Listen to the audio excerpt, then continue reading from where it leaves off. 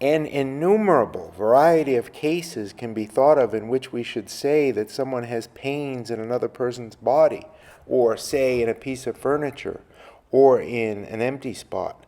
Of course, we mustn't forget that a pain in a particular part of our body, e.g. in an upper tooth, has a peculiar tactile and kinesthetic neighborhood.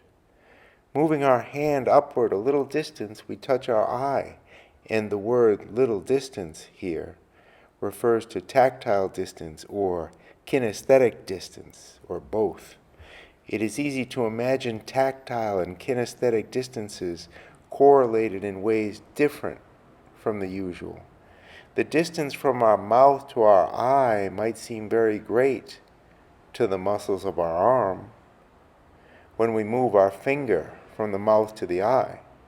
Think how large you imagine the cavity in your tooth when the dentist is drilling and probing it. When I said that if we moved our hand upward a little, we touch our eye, I was referring to tactile evidence only. That is, the criteria for my finger touching my eye was to be only that I had the particular feeling, which would have made me say that I was touching my eye, even if I had no visual evidence for it, and even if, on looking into a mirror, I saw my finger not touching my eye, but say my forehead. Just as the little distance I referred to was a tactile or kinesthetic one, so also the places of which I said, quote, they lie a little distance apart, quote, were tactile places. To say that my finger in tactile and kinesthetic space moves from my tooth to my eye then means that I have those tactile and kinesthetic experiences which we normally have when we say, quote, my finger moves from my tooth to my eye. But what we regard as evidence for this latter proposition is, as we all know, by no means only tactile and kinesthetic. In fact, if I had the tactile and kinesthetic sensations referred to, I might still deny the proposition, quote, my finger moves, etc., because of what I saw. That proposition is a proposition about physical objects. And now don't think that the expression physical objects is meant to distinguish one kind of object from another.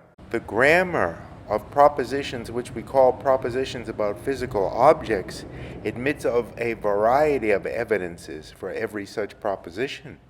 It characterizes the grammar of the proposition my finger moves, etc., that I regard the propositions I see it move, I feel it move, he sees it move, he tells me that it moves, etc., as evidences for it. Now if I say I see my hand move, this at first sight seems to presuppose that I agree with the proposition my hand moves. But if I regard the proposition I see my hand move as one of the evidences for the proposition my hand moves, the truth of the latter is, of course, not presupposed by the truth of the former. One might therefore suggest the expression, it looks as though my hand were moving, instead of, quote, I see my hand moving. But this expression, although it indicates that my hand may appear to be moving without really moving, might still suggest that after all, there must be a hand in order that it should appear to be moving. Whereas we could easily imagine cases in which the proposition describing the visual evidence is true, and at the same time other evidences make us say that I have no hand. Our ordinary way of expression obscures this. We are handicapped in ordinary language by having to describe, say, a tactile sensation by means of terms for physical objects such as the word eye, finger, etc., when what we want to say does not entail the existence of an eye or finger, etc. We have to use a roundabout description of our sensations. This, of course, does not mean that ordinary language is insufficient for our special purposes, but that it is slightly cumbrous and sometimes misleading. The reason for this peculiarity of our language is, of course, the regular coincidence of certain sense experiences. Thus, when I feel my arm moving, I mostly also can see it moving. And if I touch it with my hand, also, That hand feels the motion, etc. The man whose foot has been amputated will describe a particular pain as pain in his foot. We feel in such cases a strong need for such an expression as a sensation travels from my tactual cheek to my tactual eye. I said all this because if you are aware of the tactual and kinesthetic environment of a pain, you may find a difficulty in imagining that one could have a toothache anywhere else than in one's own teeth. But if we imagine such a case, this simply means that we imagine a correlation between visual, tactual, kinesthetic, etc. experiences different from the ordinary correlation. Thus, we can imagine a person having the sensations of a toothache plus those tactual and kinesthetic experiences, which are normally bound up with seeing his hand traveling from his tooth to his nose to his eyes, but correlated to the visual experience of his hand moving to those places in another person's face. Or again, we can imagine a person having the kinesthetic sensation of moving his hand and the tactual sensation in his fingers and face of his fingers moving over his face, whereas his kinesthetic and visual sensations should have to be described as those of his fingers moving over his knee. We have had a sensation of toothache plus certain tactual and kinesthetic sensations, usually characteristic of touching the painful tooth and neighboring parts of our face, and if these sensations were accompanied by seeing my hand touch and move about on the edge of my table, we should feel doubtful whether to call this experience an experience of a toothache in the table or not. If, on the other hand, the tactual and kinesthetic sensations described were correlated to the visual experience of seeing my hand touch a tooth and other parts of the face of another person, there is no doubt that I would call this experience, quote, a toothache in another person's tooth, quote. I said that a man who contended that it was impossible to feel the other person's pain did not thereby wish to deny that one person could feel pain in another person's body. In fact, he would have said, I may have a toothache in another man's tooth, but not his toothache. Thus, the propositions A has a gold tooth and A has a toothache are not used analogously. They differ in their grammar, where at first sight they may not seem to differ. As to the use of the word imagine, one might say, surely there is quite a definite act of imagining the other person to have pain. Of course, we don't deny this, or any other statement about facts. But let us see, if we make an image of the other person's pain, do we apply it in the same way in which we apply the image, say, of a black eye when we imagine the other person's having one? Let us again replace imagining in the ordinary sense by making a painted image. This could quite well be the way certain beings did their imagining. Let a man imagine in this way that A has a black eye. A very important application of this picture will be comparing it with the real eye to see if the picture is correct. When we vividly imagine that someone suffers pain, there often enters in our image what one might call a shadow of the pain felt in the locality corresponding to that in which we say his pain is felt. But the sense in which an image is determined by the way in which it is compared with reality. This we might call the method of projection. Now think of comparing an image of A's toothache with his toothache. How would you compare them? If you say you compare them indirectly via his bodily behavior, I answer that this means you don't compare them as you compare the picture of his behavior with his behavior. Again, when you say, I grant you that you can't know when A has pain, you can only conjecture it. You don't see the difficulty which lies in the different uses of the words conjecturing and knowing. What sort of impossibility were you referring to when you said you couldn't know? Weren't you thinking of a case analogous to that when one couldn't know whether the other man had a gold tooth in his mouth? Because he had his mouth shut. Here, what you didn't know, you could nevertheless imagine knowing. It made sense to say that you saw that tooth although you didn't see it. Or rather, it makes sense to say that you don't see his tooth, and therefore it also makes sense to say that you do. When, on the other hand, you granted me that a man can't know whether the other person has pain, you do not wish to say that as a matter of fact people didn't know, but that it made no sense to say they knew, and therefore no sense to say they don't know. If, therefore, in this case you use the term conjecture or believe, you don't use it as opposed to know. That is, you did not state that knowing was a goal which you could not reach, and that you have to be contented with conjecturing. Rather, there is no goal in this game. Just as when one says you can't count through the whole series of cardinal numbers, one doesn't state a fact about human frailty, but about a convention which we have made.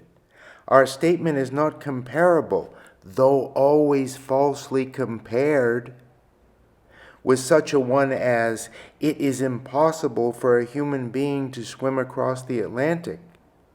But it is analogous to a statement like, there is no goal in an endurance race. And this is one of the things which the person feels dimly who is not satisfied with the explanation that though you can't know ... you can conjecture ... If we are angry with someone for going out on a cold day with a cold in his head, we sometimes say, I won't feel your cold. And this can mean, I don't suffer when you catch a cold. This is a proposition taught by experience. For we could imagine a, so to speak, wireless connection between the two bodies, which made one person feel pain in his head when the other had exposed his to the cold air. One might in this case argue that the pains are mine because they are felt in my head. But suppose I and someone else had a part of our bodies in common, say a hand. Imagine the nerves and tendons of my arm and A's connected to this hand by an operation. Now imagine the hand stung by a wasp. Both of us cry, contort our faces, give the same description of the pain, etc. Now, are we to say we have the same pain or different ones? If in such a case you say, we feel pain in the same place, in the same body, our descriptions tally, but still, my pain can't be his. I suppose, as a reason, you will be inclined to say, because my pain is my pain, and his pain is his pain. And here you are making a grammatical statement about the use of such a phrase as the same pain. You say that you don't wish to apply the phrase, he has got my pain, or we both have the same pain. And instead, perhaps, you will apply such a phrase as, his pain is exactly like mine. It would be no argument to say that the two couldn't have the same pain because one might anesthetize or kill one of them while the other still felt pain. Of course, if we exclude the phrase, I have his toothache from our language, we thereby also exclude, I have or feel my toothache. Another form of our metaphysical statement is this: a man's sense data are private to himself. And this way of expressing it is even more misleading because it looks still more like an experiential proposition. The philosopher who says this may well think that he is expressing a kind of scientific truth. We use the phrase, quote, two books have the same color, quote, but we could perfectly well say They can't have the same color because, after all, this book has its own color and the other book has its own color too. This also would be stating a grammatical rule, a rule incidentally not in accordance with our ordinary usage. The reason why one should think of these two different usages at all is this. We compare the case of sense data with that of physical bodies, in which case we make a distinction between, quote, this is the same chair that I saw an hour ago, and this is not the same chair, but one exactly like the other.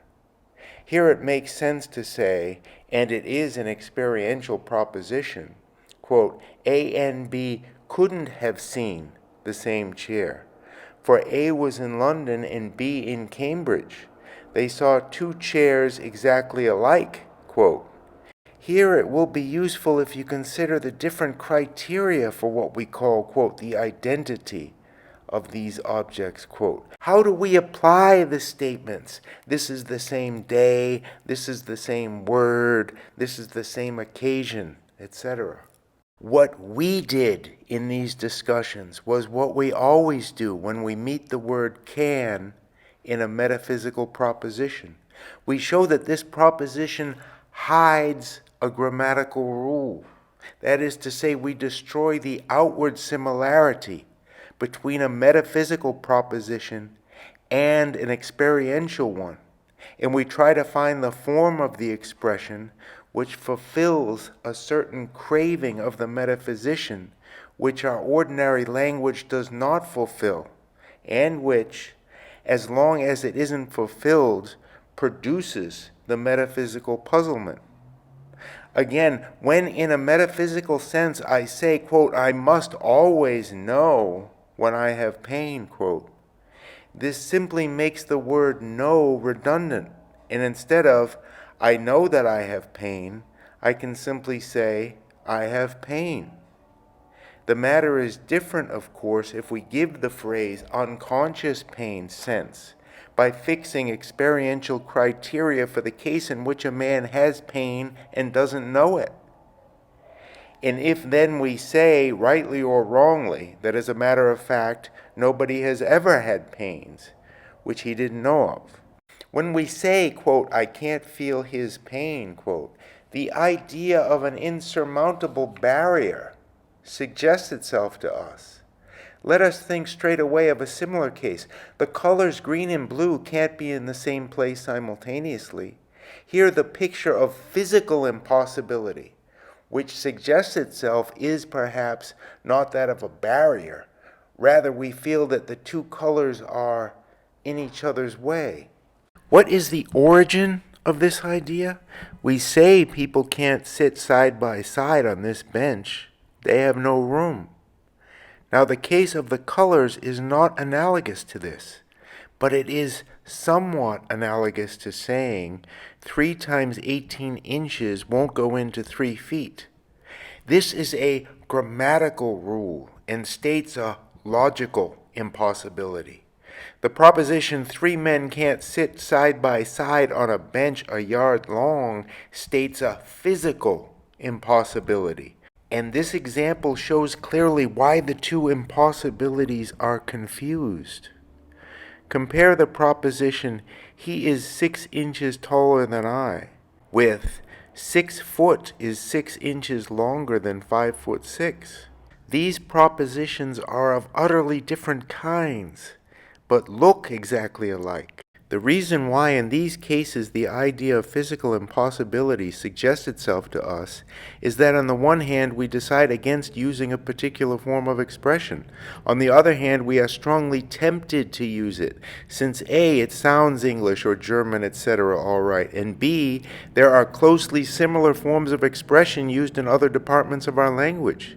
We have decided against using the phrase, quote, they are in the same place, quote. On the other hand, this phrase strongly recommends itself to us through the analogy with other phrases, so that, in a sense, we have to turn this form of expression out by force. And this is why we seem to ourselves to be rejecting a universally false proposition. We make a picture, like that of the two colors being in each other's way, or that of a barrier which doesn't allow one person to come closer to another's experience than to the point of observing his behavior. But on looking closer, we find that we can't apply the picture which we have made. Our wavering between logical and physical impossibility makes us make such statements as this, quote, "If what I feel is always my pain only, what can the supposition mean that someone else has pain?" The thing to do in such cases is always to look how the words in question are actually used in our language. We are, in all such cases, thinking of a use different from that which our ordinary language makes of the words. Of a use, on the other hand, which just then, for some reason, strongly recommends itself to us. When something seems queer about the grammar of our words, it is because we are alternately tempted to use a word in several different ways.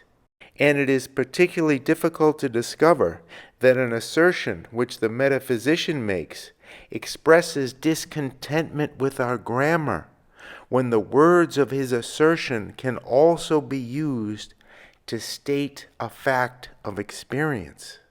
Thus, when he says, "Only my pain is real pain," this sentence might mean that the other people are only pretending. And when he says, "This tree doesn't exist when nobody sees it," this might mean this tree vanishes when we turn our backs to it. The man who says, "Only my pain is real," doesn't mean to say that he has found out by the common criteria, the criteria, i.e., which give our words their common meanings, that the others who said they had pains were cheating. But what he rebels against is the use of this expression in connection with these criteria. That is, he objects to using this word in the particular way in which it is commonly used. Again, he objects to using this word in the particular way in which it is commonly used. On the other hand, he is not aware that he is objecting to a convention. He is just objecting to a convention. He sees a way of dividing the country different from the one used on the ordinary map. He feels tempted, say, to use the name Devonshire, not for the county with its conventional boundary, but for a region differently bounded. He could express this by saying, "Isn't it absurd to make this a county, to draw the boundaries here?" But what he says is, "The real Devonshire is this." We could answer, what you want is only a new notation. And by a new notation, no facts of geography are changed. Again, by a new notation, no facts of geography are changed. It is true, however, that we may be irresistibly attracted or repelled by a notation. We easily forget how much a notation, a form of expression, may mean to us, and that changing it isn't always as easy as it often is in mathematics or in the sciences. A change of clothes or of names may mean very little, and it may mean a great deal. I shall try to elucidate the problem discussed by realists, idealists, and solipsists by showing you a problem closely related to it. It is this: can we have unconscious thoughts, unconscious feelings, etc.? The idea of there being unconscious thoughts has revolted many people. Others again have said that these people were wrong in supposing that there could only be conscious thoughts, and that psychoanalysis had discovered unconscious ones.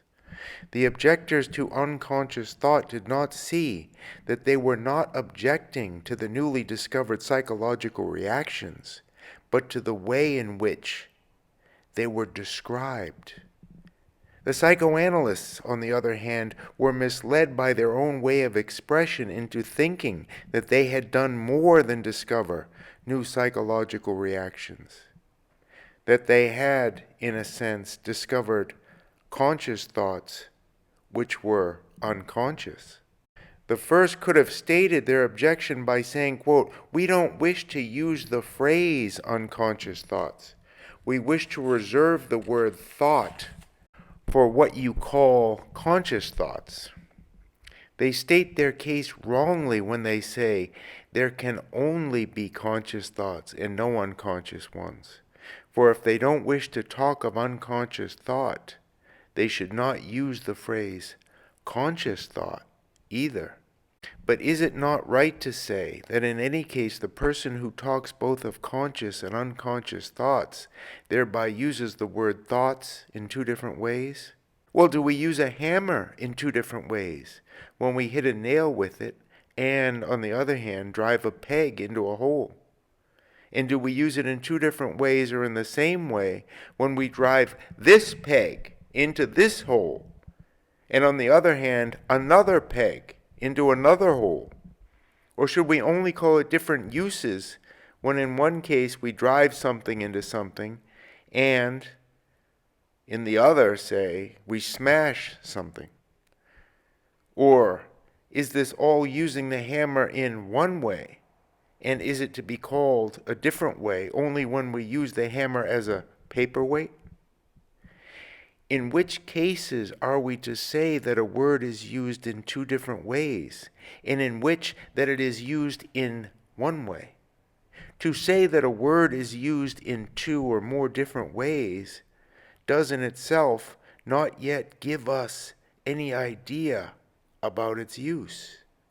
It only specifies a way of looking at this usage by providing a schema for its description with two or more subdivisions.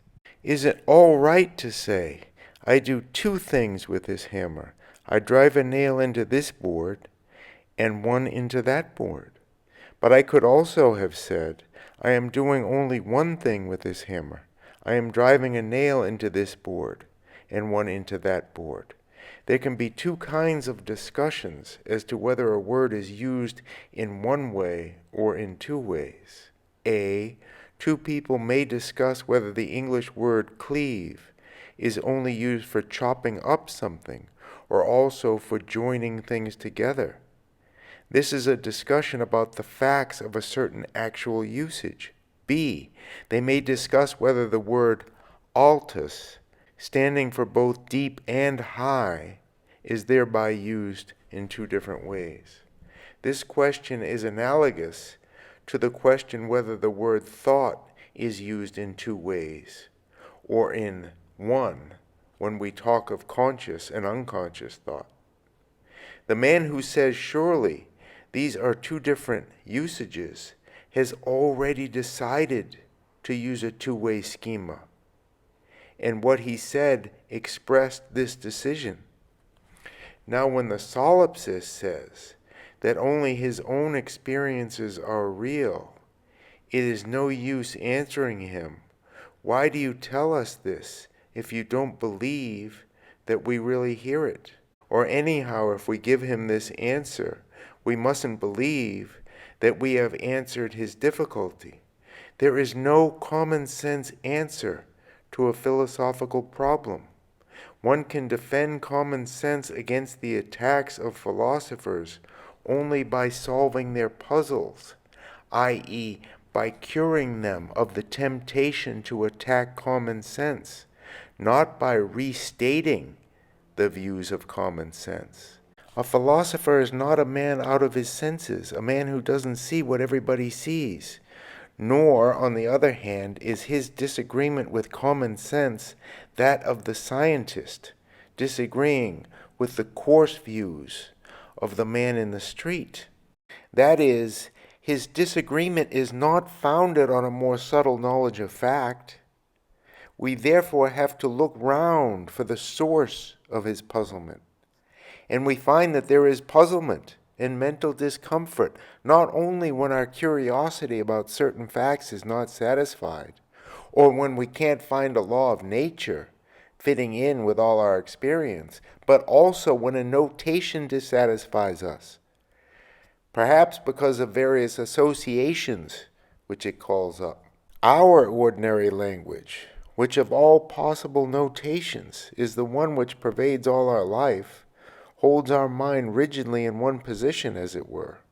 And in this position, sometimes it feels cramped, having a desire for other positions as well. Thus we sometimes wish for a notation which stresses a difference more strongly, makes it more obvious than ordinary language does, or one which in a particular case uses more closely similar forms of expression than our ordinary language. Our mental cramp is loosened when we are shown the notations which fulfill these needs. These needs can be of the greatest variety. Now, the man whom we call a solipsist, and who says that only his own experiences are real, does not thereby disagree with us about any practical question of fact. He does not say that we are simulating when we complain of pains. He pities us as much as anyone else, and at the same time he wishes to restrict the use of the epithet real to what we should call his experiences. And perhaps he doesn't want to call our experiences at all. Again, without disagreeing with us about any question of fact. For he would say that it was inconceivable that experiences other than his own were real.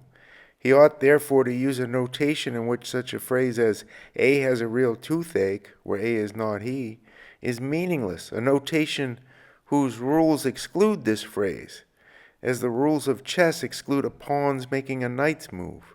The solipsist suggestion comes to using such a phrase as there is a real toothache instead of Smith, the solipsist, has a toothache. And why shouldn't we grant him this notation?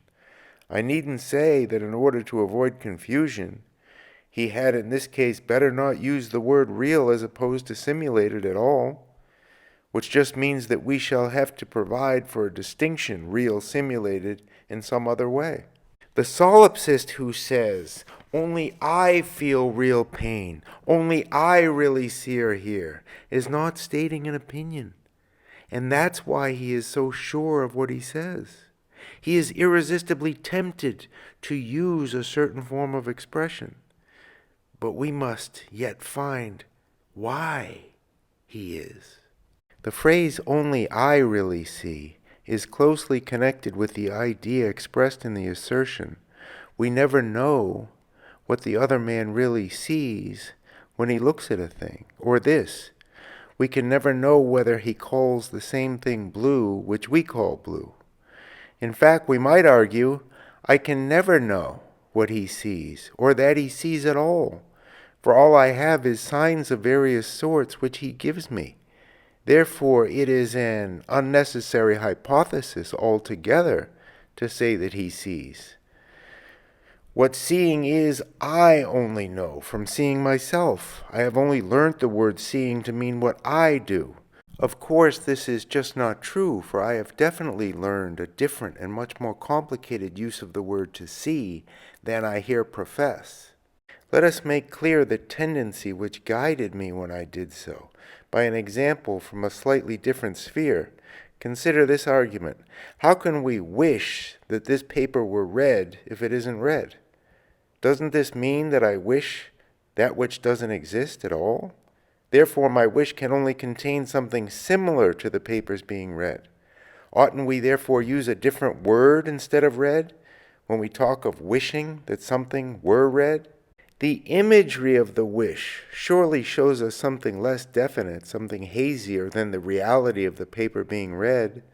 I should therefore say, instead of I wish this paper were red, something like I wish a pale red for this paper. But if in the usual way of speaking he had said, I wish a pale red for this paper, we should, in order to fulfill his wish, have painted it pale red. And this wasn't what he wished. On the other hand, there is no objection to adopting the form of expression which he suggests, as long as we know that he uses the phrase, I wish a pale X for this paper, always to mean what ordinarily we express by, I wish this paper had the color X. What he said really recommended his notation. in the sense in which a notation can be recommended, but he did not tell us a new truth and did not show us that what we said before was false. All this connects our present problem with the problem of negation. I will only give you a hint by saying that a notation would be possible in which, to put it roughly, a quality had always two names, one for the case when something is said to have it, the other for the case when something is said not to have it. The negation of "this paper is red" could then be, say, "this paper is not road." Such a notation would actually fulfill some of the wishes which are denied us by our ordinary language, and which sometimes produce a cramp of philosophical puzzlement about the idea of negation. The difficulty which we express by saying "I can't know what he sees" when he truthfully says that he sees a blue patch arises from the idea that knowing what he sees means seeing that which he also sees. Not, however, in the sense in which we do so when we both have the same object before our eyes, but in the sense in which the object seen would be an object, say, in his head or in him. The idea is that the same object may be before his eyes and mine, but that I can't stick my head into his or my mind into his, which comes to the same, so that the real and immediate object of his vision becomes the real and immediate object of my vision too. By "I don't know what he sees," we really mean I don't know what he looks at, where what he looks at is hidden and he can't show it to me. It is before his mind's eye. Therefore, in order to get rid of this puzzle, examine the grammatical difference between the statements "I don't know what he sees" and "I don't know what he looks at" as they are actually used in our language. Sometimes the most satisfying expression of our solipsism seems to be this: when anything is seen, I mean really seen, it is always I who sees it. What should strike us about this expression is the phrase "always I." Always who? For queer enough, I don't mean always LW. This leads us to considering the criteria for the identity of a person. Under what circumstances do we say, "This is the same person whom I saw an hour ago"? Our actual use of the phrase "the same person" and the name of a person is based on the fact that many characteristics which we use as the criteria for identity coincide in the vast majority of cases. I am, as a rule, recognized by the appearance of my body. My body changes its appearance only gradually and comparatively little, and likewise my voice, characteristic habits, etc., only change slowly and within a narrow range. We are inclined to use personal names in the way we do only as a consequence of these facts. This can best be seen by imagining unreal cases, which show us what different geometries we would be inclined to use if facts were different. Imagine, e.g., that all human bodies which exist looked alike, that on the other hand different sets of characteristics seemed, as it were, to change their habitation among these bodies. Such a set of characteristics might be, say, mildness, together with a high-pitched voice and slow movements, or a choleric temperament, a deep voice and jerky movements, and such like. Under such circumstances, although it would be possible to give the bodies names, we should perhaps be as little inclined to do so as we are to give names to the chairs of our dining room set. On the other hand, it might be useful to give names to the sets of characteristics, and the use of these names would now roughly correspond to the personal names in our present language. Or imagine that it were usual for human beings to have two characters. In this way, people's shape, size, and characteristics of behavior periodically undergo a complete change. It is the usual thing for a man to have two such states, and he lapses suddenly from one into the other. It is very likely that, in such a society, we should be inclined to christen every man with two names, and perhaps to talk of the pair of persons in his body. Now, were Dr. Jekyll and Mr. Hyde two persons? Or were they the same person who merely changed? We can say whichever we like. We are not forced to talk of a double personality. There are many uses of the word personality which we may feel inclined to adopt, all, more or less, akin. The same applies when we define the identity of a person by means of his memories. Imagine a man whose memories on the even days of his life comprise the events of all these days, skipping entirely what happened on the odd days. On the other hand, he remembers on an odd day what happened on previous odd days, but his memory then skips the even days without a feeling of discontinuity. If we like, we can also assume that he has alternating appearances and characteristics on odd and even days. Are we bound to say that here two persons are inhabiting the same body? That is it right to say that there are and wrong to say that there aren't, or vice versa? Neither. For the ordinary use of the word person is what one might call a composite use, suitable under the ordinary circumstances.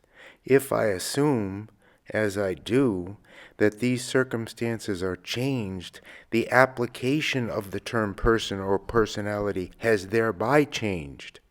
And if I wish to preserve this term and give it a use analogous to its former use, I am at liberty to choose between many uses, that is, between many different kinds of analogy.